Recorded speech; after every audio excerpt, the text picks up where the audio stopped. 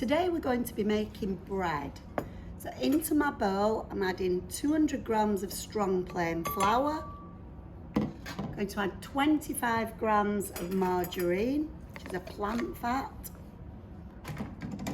I'm going to add half a teaspoon of salt, just a little bit on the end. And I'm adding one flat tablespoon of dried yeast. Now before I start getting my hands dirty rubbing in, I'm going to measure 125 millilitres of warm water. So at the temperature that you take a bath or shower. So make sure we're on the litres or millilitres side and run the warm tap until it is the temperature you take a bath or shower.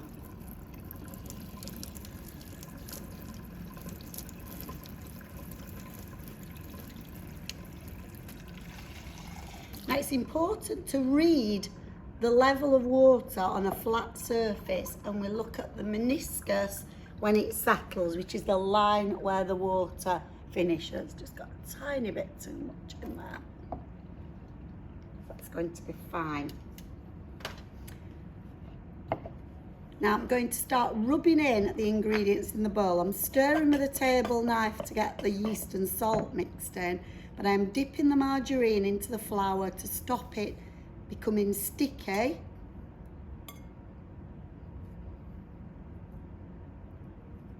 And this just makes the rubbing in process easier. I'm rubbing in with my fingertips. I'm using my thumb to touch all fingertips, and that's just what I'm doing in the bowl, lifting it to incorporate a little bit of air. And this is a way of combining food ingredients. There's not a lot of fat in bread, and you can make bread fat-free, as the French do in things like baguettes, and it gives a very crisp loaf, but it goes stale very quickly. So the margarine improves the keeping quality. And the flour in the bowl, that's going the bulk ingredient, which means there is more of it in the bowl. And it's strong plain flour, which means it has a higher gluten content. Gluten is the protein in wheat, and that's going to give our bread the stretchy finish when you see it in a dough in a few minutes time. Now I think the rubbing in is about finished. When you think it's finished, put your bowl well on the table, give it a shake, and any big lumps would come to the top. I think that's going to be fine. So I'm going to make a well, which means you can see the bottom of the bowl, and I'm going to add the water into the centre and use a table knife to stir. I'm going to use little circles from the edge to the centre all the way round, and you do this for about 2 minutes until we mix all the dry ingredients in with the wet. If it won't quite come together, I've got a little bit more water I've saved in my jug. So we've got a nice soft stretchy dough. I think the last little bit for the bottom.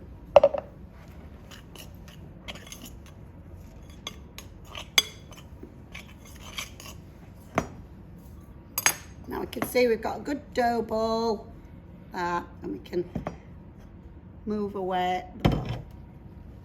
Onto my table now I'm going to put some flour, using a flour dredger at the bottom to get a little bit more out. Now I knead with a fist, and I'm using my fist to go around the different edges of the dough.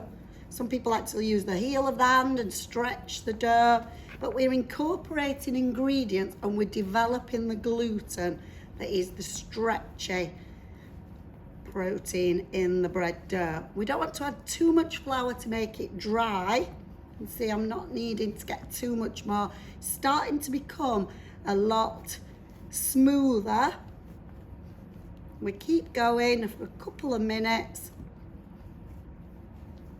And the yeast in the bread is our raising agent. It's a biological raising agent, and it's going to raise the dough through a process known as fermentation, where it gives off CO2 gas, and it's going to get trapped in this stretchy dough.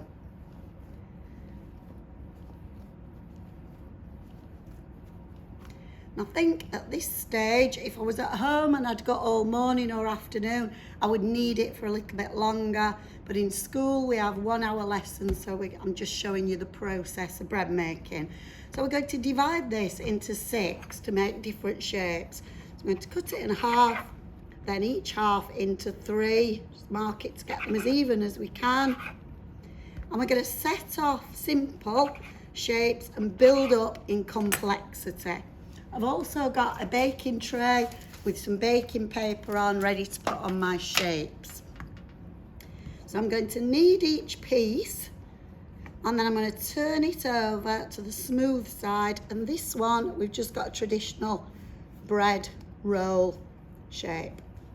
It's going to go on there. The next one I'm going to knead, and it's easier without flour from shaping. So if you have got flour, push it to one side. And then I'm going to turn it over, I'm going to give it a little roll, and I'm going to have a mini baguette shape.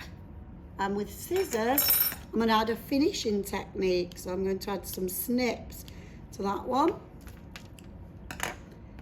The next one I'm going to do is what we call a cottage loaf. I'm going to take a third off. It's a bit like making a snowman, this one. I'm going to turn it over and make just a bread roll shape, and then a mini one is going to go on top, sit on top, a little bit of flour on my finger, and we poke a hole in the centre, and that is known as a cottage loaf. The next one I'm going to make after kneading, I'm going to roll a long strand, probably as long as a table knife.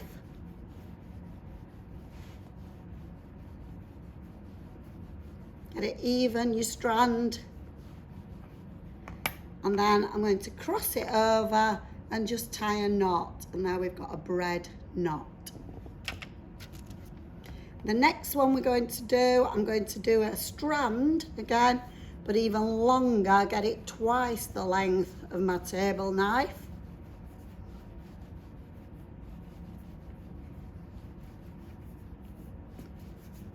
Measure it, have we got? Stick that back together if it breaks. Yeah, I think we can go with that. And I'm going to form an S shape to begin with. I'm going to cut it where it bends.